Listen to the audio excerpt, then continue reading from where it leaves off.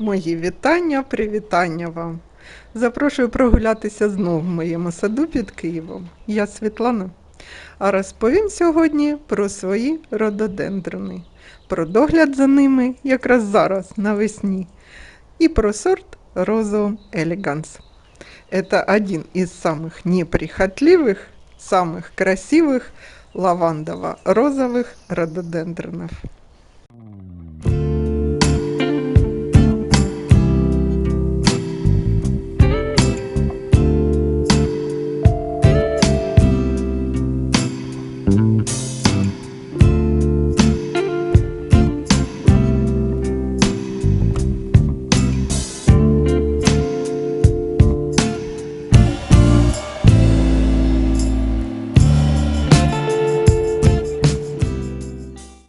У нас стоит аномально теплая весна.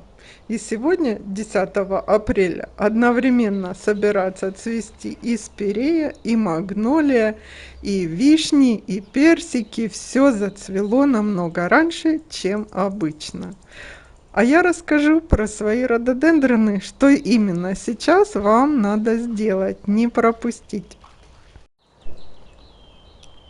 Сразу хочу сказать, что все обработки подкормки мы начинаем, когда у нас стабильные температуры, плюс, когда у нас уже погода такая вот, как сейчас у нас, плюс 20. Ну, с плюс 10 можно обработки проводить. Я уже обработала Хорус плюс Маспилан. Маспилан – это инсектицид широкого спектра действия. Все растения хвойный Хорус плюс Актара. Ну, я меняю препараты. Сейчас вот мы смотрим как раз мои рододендроны в зоне у дома. Это Германия, уже готовится весь на почках. Первую половину дня они на солнце на полном находятся для шикарного цветения, я вам уже рассказывала.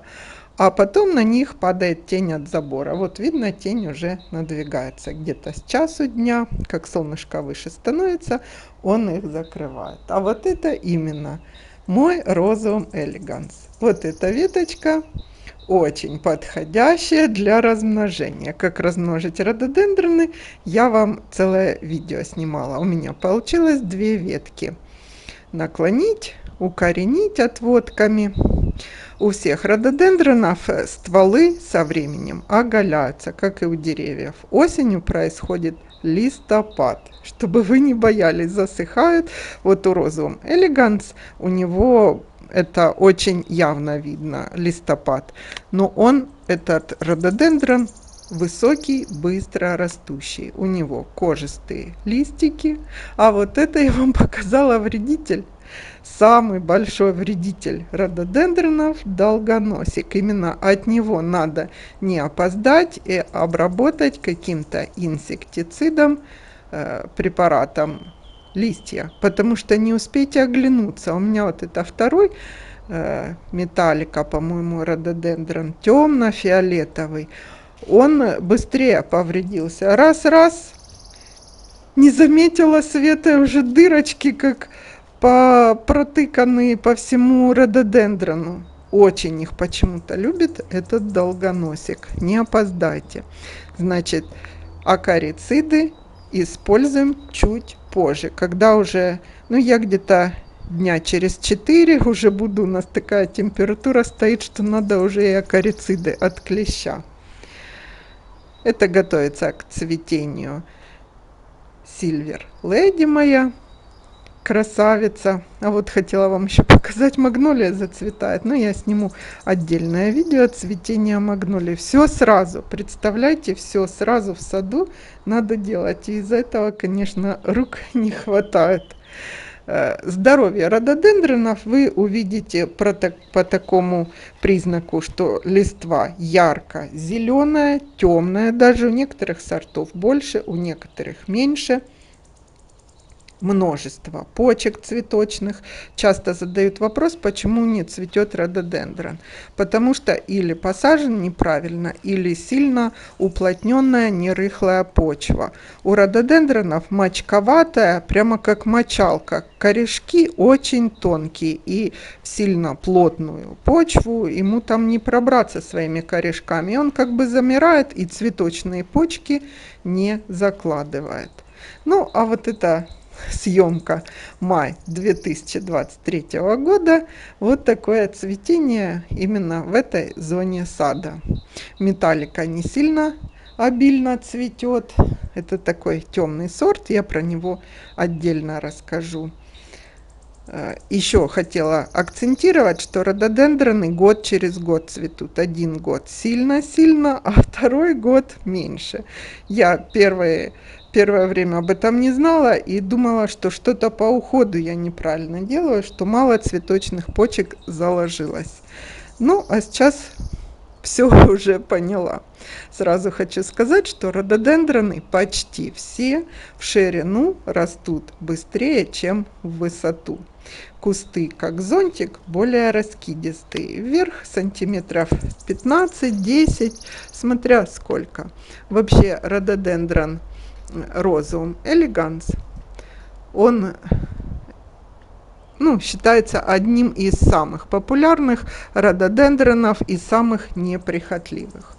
У него такие цветы-колокольчики, видите, сразу более сиренево-лавандовые, а по мере отцветания, расцветания немножко цвет становится светлее, бледнее, больше к лавандовому, меньше к сиреневому. Форма колокольчика. В одном соцветии может быть до 20 цветочков. Вот так в прошлом году он цвел. Смотрите, какое обилие цветов.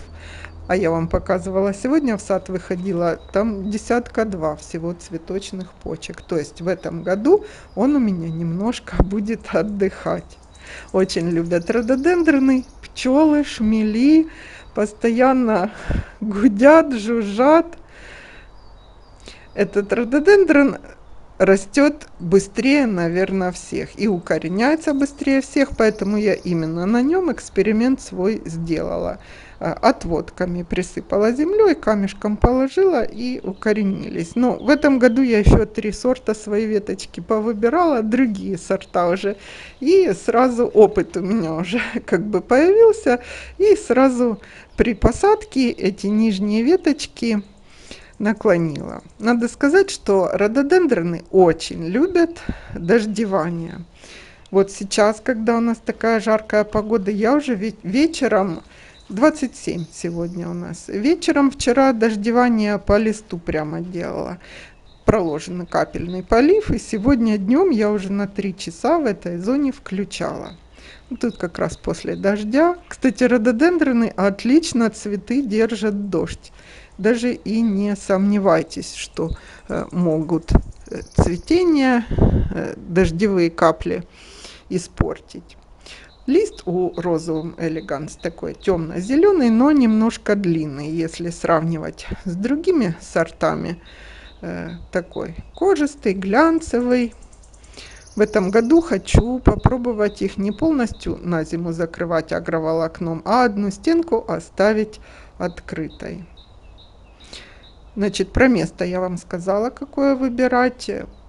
Ажурная тень, не плотная. В плотной тени у вас не будет такого цветения. Будут одиночные почки, редкие. Что еще хотела сказать за этот сорт? Этот сорт красиво сажать. Я тут не посадила, у меня 2 розовых. Надо, в общем, белый какой-то между ними для акцента.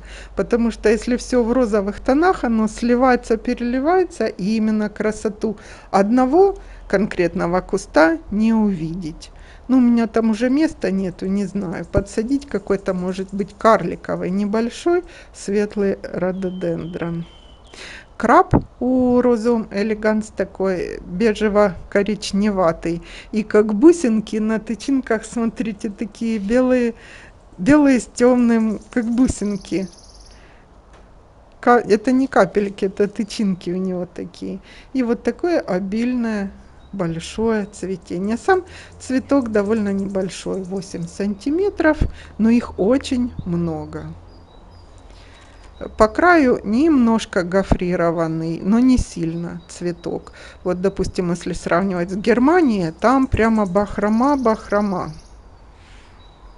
Очень высокий растет, может быть и до 4 метров, смотря, если ему у вас понравится, так что места оставляйте сразу много.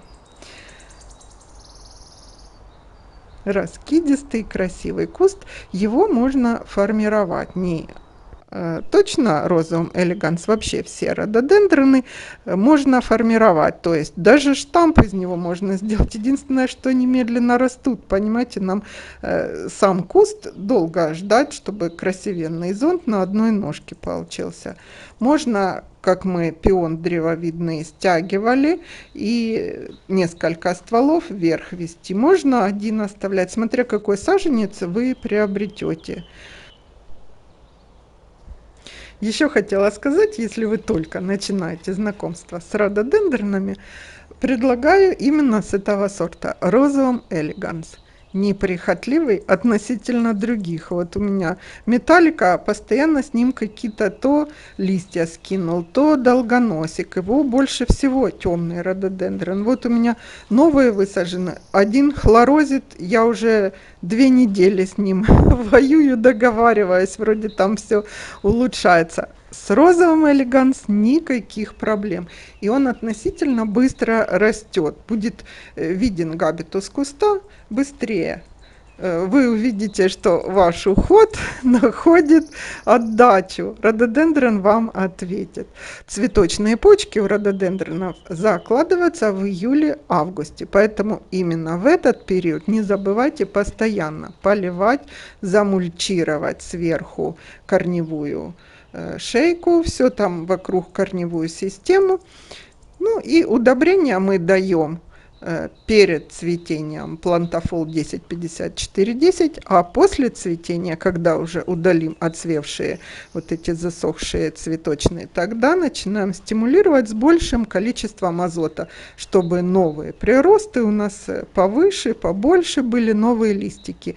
И обязательно поливаем. Капельный полив я бы советовала под все рододендроны обязательно. И дождевание по вечерам. Ну вот это все, что я хотела сказать за свои рододендроны. Я их очень люблю. И я желаю, чтобы ваши сады украшали такие красивые цветы. Задавайте про них вопросы. Я отвечу.